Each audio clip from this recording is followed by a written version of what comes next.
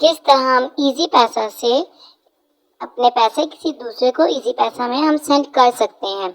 ये देखने के लिए सबसे पहले हम अपना इजी पैसा अकाउंट ओपन कर लेंगे। जिधर हमारा आई का बटन है वहाँ पर आपको अपने पैसे शो हो जाएंगे, मगर नीचे जो सेंड मनी लिखा होता है उस पर क्लिक करके आपने इजी पैसा ट्रांसफ़र करना है। इजी पैसा पे ट्रांसफ़र करने के बाद ऊपर आपको कॉन्टैक्ट नंबर भी शो हो जाएंगे। आपने जिसको सेंड करना है उसको वहाँ पर आप अपना नाम लिख दें, आपके पास अगर नाम सेव है, नहीं तो नंबर। करने के बाद ये मैंने 2000 सेंड किया, उसको नेक्स्ट कर दूंगी। नेक्स्ट करने के बाद फिर सेंड नाउ पे क्लिक कर दूंगी। ये पैसे मेरे सेंड हो गए। इस सेंड करने के बाद अगर आपने किसी दूसरे को उसको ये शेयर करना है, स्क्रीनशॉट भेजना है कि ये मैंने सेंड किया, तो आप उसको शेयर भी कर सकते हैं। जैसे मैंने शेयर कर दी, ये देख लो कि मैंने आपको पैसे सेंड कर दिए। इस तरह आप उसको पिक्चर भी सेंड कर सकते हैं।